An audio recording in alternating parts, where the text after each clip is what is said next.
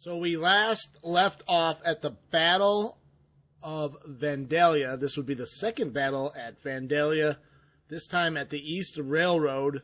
Albert Sidney Johnston's army. Our scouts report the enemy is near Vandalia, and our army is to prepare for battle. We are facing the Army of the West under command of Stephen A. Hurlbut. With strength of 26,000 men and 46 guns, the enemy army is green and the morale is reported as to be confident. Report indicate their supply situation is outstanding, so is ours. We also have Sterling Price's revered corps, expected in 8 hours also to arrive from the west. Let's see what we face, and our scouts have reported about the Union forces. We have an Army of the West, Army of Illinois, 76th Army, Army of the Mississippi. Just one corps, though, in the Army of the West, Army of Illinois, one corps. So maybe a total of 4 corps. We're expecting 90,000 men. So, yeah, and it looks like they are all on the field of battle, though. So Hood's corps is going to have their hands full at the beginning of this battle. The main Union generals, you have Hurlbut, Hamilton, Banks, and Cutler. So no one real special that would strike fear in our armies. Banks has the most fame. Looks like Hamilton has the best leadership. Hurlbut has good administration. Actually, Hurlbut is a yeoman commander. Cutler, zero fame. He's probably been defamed, I think, in this campaign at least once. His ranking is 7. I think we've beaten up on Cutler once or twice. The First Corps under Nelson, Sedgwick, Dow, and Cox Jr. First Corps under Winfield Scott. You have General Gary, Brigadier General Longstreet, and Park. So another Longstreet there. Banks's Corps commands McClernand, Buford, and Hampton. Cutler, Hamilton has Baird and Holmes as his division commanders, Cook, Nance, and Schleich. Here's our opening disposition. Johnston is on the field. Hood is here with his corps. On the far left, we have Donelson's division, which we are actually going to detach for now, so he can get, he should be able to operate independently. He's guarding the Humbert Crest, assisted and supported by the Ultima Ratio Artillery Reserve. And then we have the 2 divisions, one under Breckinridge and the other one under the esteemed William H.T. Walker in a heavily fortified position at Spencer's Plain. Ruggles, which we've still neglected to get rid of his command. His morale always panicked at the beginning of the battle. Maybe we can rally him. Overall, the quality of our troops is pretty good. Good training, although some of the weapons, reboard muskets, training is poor. Teleferro, a relatively new brigade.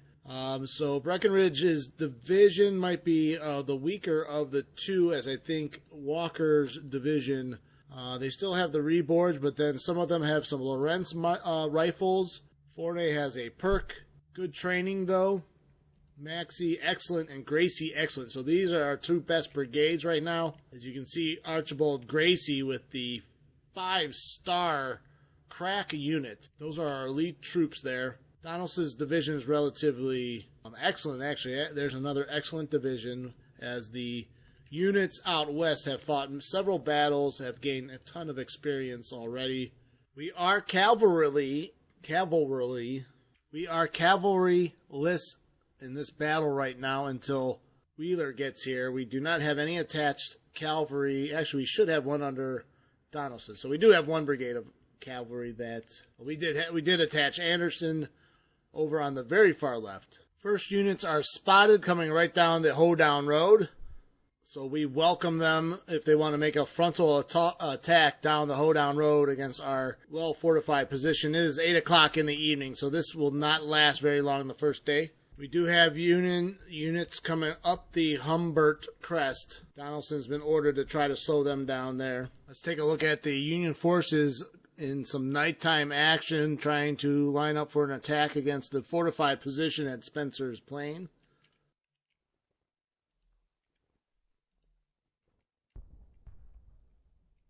You can see Trebu's guns opening up.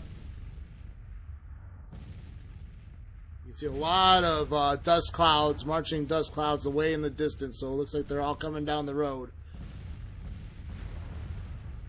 Situation on Humbert Crest. Anderson's cavalry brigade trying to slow down the marching Federals, trying to get in around our flank, it looks like. And we also have Donaldson's infantry division in support. Try to get some flanking fire from on the Union left out of that column. Some skirmishers up against Wells.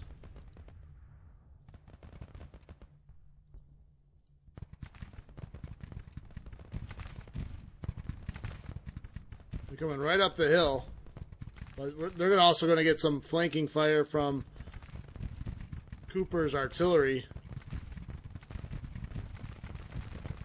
That's the Ultima ratio.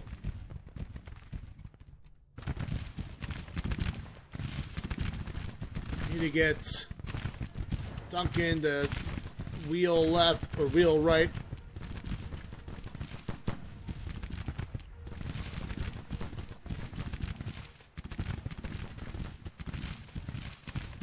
Let's call back the skirmishers.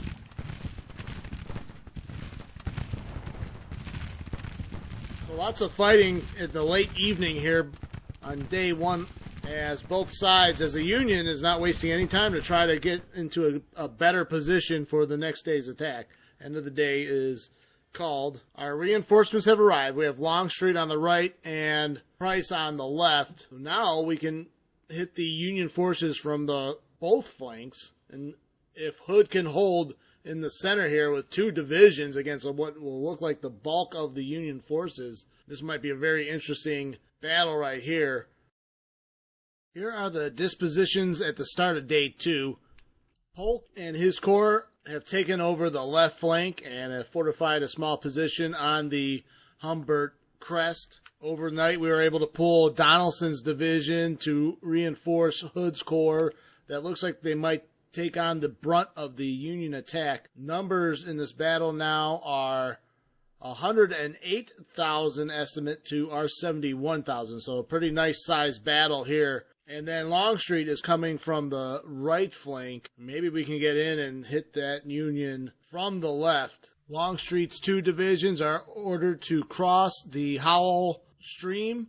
We kept Cooper's artillery reserve because they've got a nice field of fire right over here on the left flank. So they should if we can destroy and isolate this Union right flank with Price now, with the assistance of Cooper's artillery reserve, I think we might have a local superiority of numbers right here, unless the Union is deciding to reinforce his right. If the Union is reinforcing his right, that gives even more opportunity for Longstreet to make an attack on the Union left. We hold a pretty strong defensive position, though, but we are outnumbered, so taking the offensive would be rather audacious. But if we can really wound the Union attack here and really make them suffer for their gains, we might turn this over and flip this on the offensive. All right, zooming in on the left flank here, McGowan and Elliott B. Jr. have a good field of fire here as the Union troops try to get up Humbert Crest. Let's watch the action here.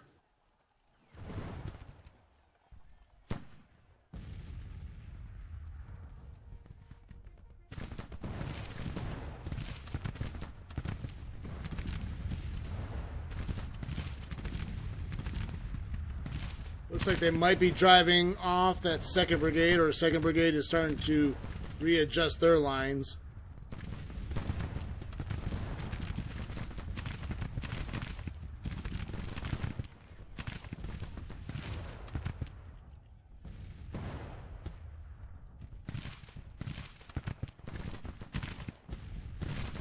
Francis Bartow and his 3-inch ordnance. Looks like they might be firing on 2nd Brigade here. And if we can make some sense of this, we've ordered Iverson's brigade on the right here of Price's corps to move forward and get some fire on that Union brigade. And then we are going to readjust our far left of Kirkland and try to move up into the forest area. It looks like the Union is stalled right here. We were hoping that they might march across the field of fire, but again, the Walker's Brigade is preventing that Union force from coming any further. So we want to try to get a brigade maybe up the path here and block it completely. Let's take a look at the situation in the center. We have William Walker's division trying to hold down several Union brigades that are assaulting through the heaviest fortified position. They're already wavering on the Abatis, but we need to readjust Fournet, who is got his line exposing his flank. Trebu's guns are actually getting beat up. Why don't we get Maxey to support them? So we're going to move Maxey forward. Why don't we take a closer look at the situation here in the center.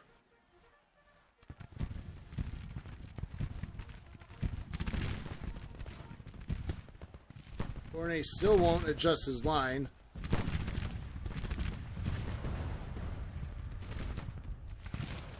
It looks like we're driving back the initial Union assault on the center.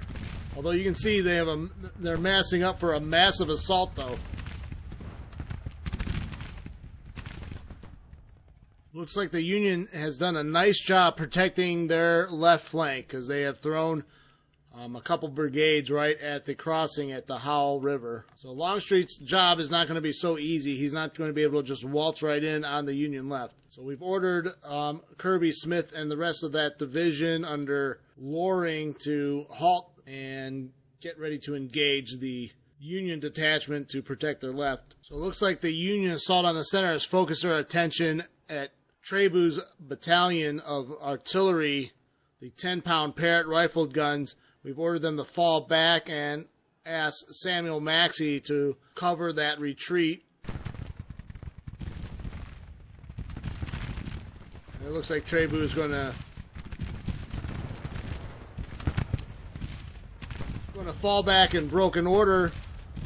Looks like there's I don't know if this is a cavalry charge. Gracie's got to keep our generals from exposing their flanks, as they like to do. Garnett is giving the Union a whiff of canister. I think we can probably order Hayes maybe to get in on the flank here.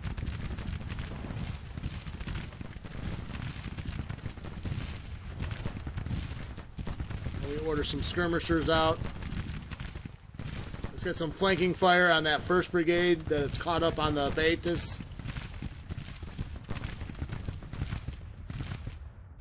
And back over on our left, Price's sector, looks like the Union has formed up a nice attacking position with skirmishers in echelon in front and also the formed brigades echelon or in this kind of triangular position. Kind of very interesting to see that. Let's see if they make good or execute it very well. We actually might order Frost up and put two brigades right in front of them, and then we'll turn Bartow's guns and see if he can't get some flanking fire through the woods. But it looks like the Union attack on our left is at least subdued. Ultima Ratio Division, the Artillery Reserve, some counter battery fire. Watching some more fighting here in the center.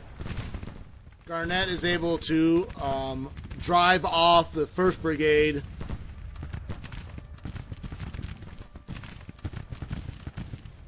Again, our brigades like to expose their flank in this fortified position for some reason.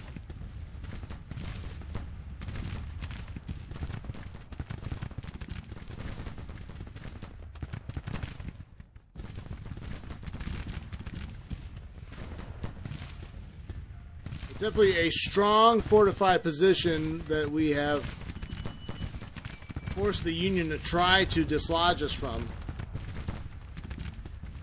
Now Longstreet trying to set up for an attack against the 2 brigades, and we don't know if there's any more in reserve. It could be just these 2 brigades that the Union have sent to defend their left, trying to defend that crossing against an entire corps under Longstreet. Alright, so let's watch some of the fighting on our right flank now.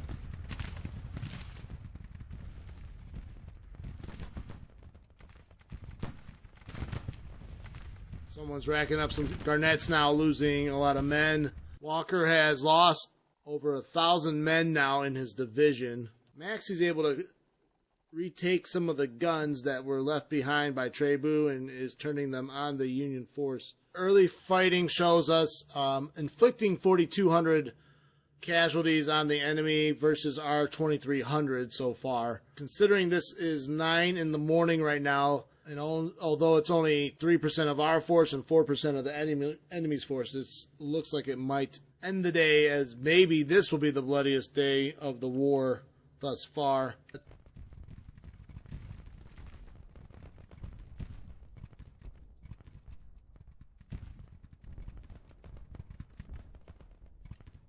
Looks like that artillery is firing at Stevenson's brigade.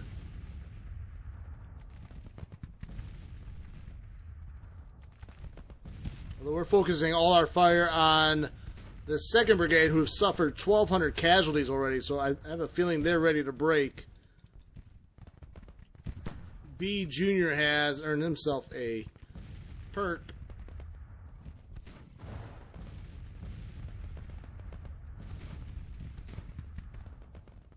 Alright, so Parsons and McBride, we're going to try. They are covered, though, by some infantry, so that might be a little bit more challenging. Alright, here's the situation at 9:41 a.m. Longstreet engaging Union forces on the far left. A few more brigades now that I can see, instead of just the 2 that are guarding the river crossing. You also have Hood Corps in the center. The Union has focused all their firepower on the rebel gunners on the parapets. Begs the question, how many guns did the Union have? They had 100 to our 89. Although we put our artillery reserve on the left flank. So a successful attack here by Longstreet on the Union left can really change the entire dynamic of this battle. Trying to get into a good attacking position. They're bringing up artillery.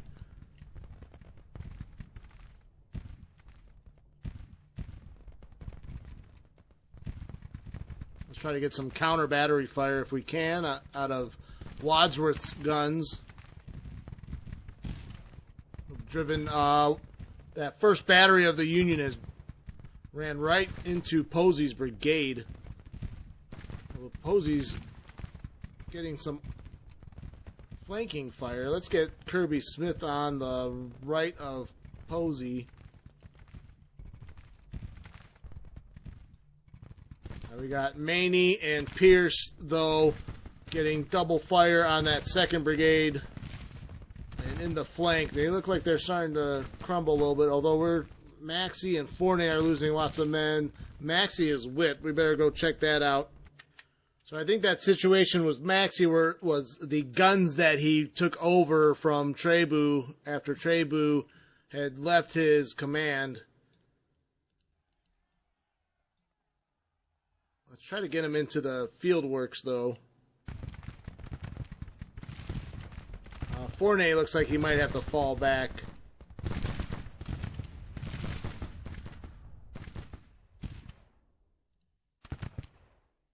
Let's bring up the Texas State Militia under William Scurry.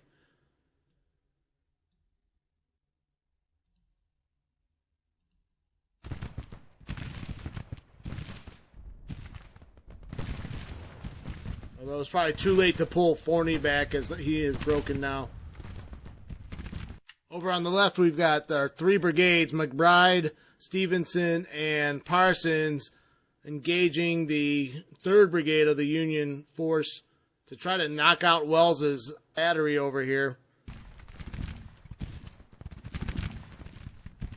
It looks like reinforcements are going to come. We're going to try to get B Jr. to slow them down.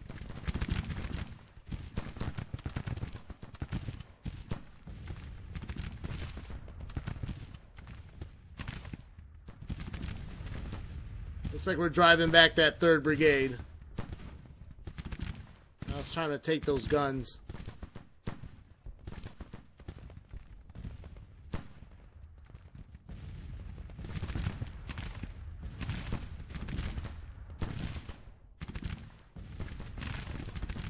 A lot of fire, though, coming down Humbert Crest. Looks like the Union trying to drive up now.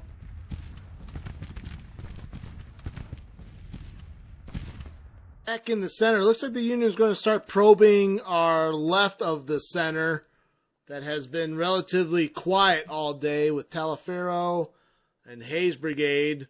We've been trying to inch our way towards their center attack and try to hit them on the flank. So it looks like the Union has recognized that and trying to probe over there as we've shifted some forces from that position. Not a lot, but I think they might sense a weakness there.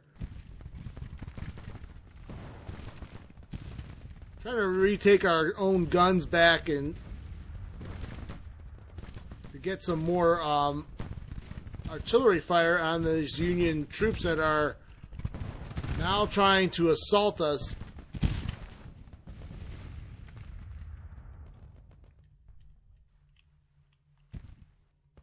McGowan has fallen. Looks like the Union is going to try to exploit a small gap in our line. We've tried to order some reserves from Donaldson's division towards the center to plug that gap. We're adjusting Gracie's line, though it explodes his flank a little bit. But if we can get fire from two sides against this 3rd Brigade, it might do the trick. Although now we have another Union attack. So simultaneously, Union attacks, a coordinated attack by the Union Army. That will help them make maybe a breach in our line, but you see heavy fighting going on here now. They've breached the breastworks. So now it looks like we're going to have some hand-to-hand or close-range fire.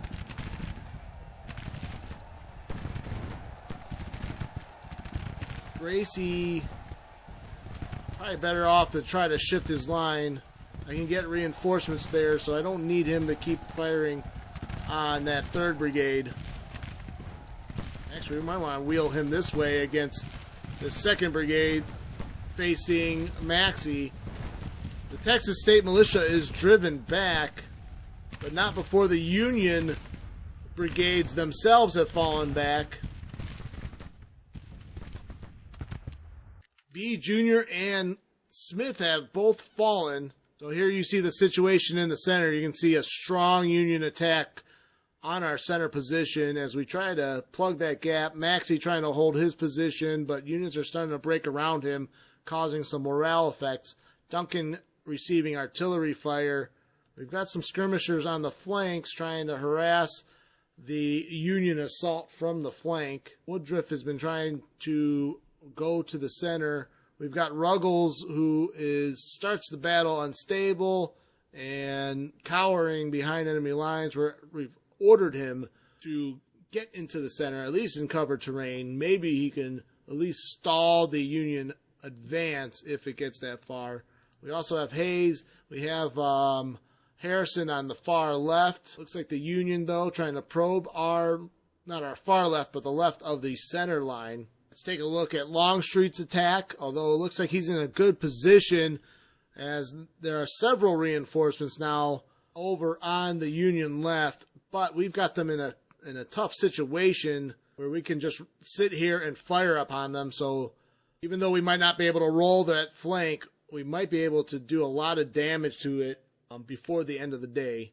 So far, casualties for the Union side, 9,500 out of their 98,000, almost 10%. We've suffered pretty heavily too, 7.5% of our force at about 5,300 men. We do have some routing units and officer casualties. We will end the video here, though, and pick up the second part of this battle as things are getting really heated right now. I think we have the Union under control on both the flanks. So if we maybe press our attacks on the flanks, and we might have to do it quickly, Longstreet on the right, Price on the left. Hood is starting to get a little bit concerned. We have some reserves we might be able to pull off. Maybe some of these cavalry, detach Lawton, detach Anderson, and they might have to be used to reinforce the center. As you can see, the Union mounting a strong offensive there with heavily supported by artillery. We'll take a look at that in the next episode. If you've enjoyed this battle so far and want to make sure you see the next part, Please subscribe to the channel if you haven't already. Hit that like button or leave a comment. At the end of the day, I just appreciate anyone watching the videos. I hope you are enjoying these. I will hope to see you on the next one. Take care.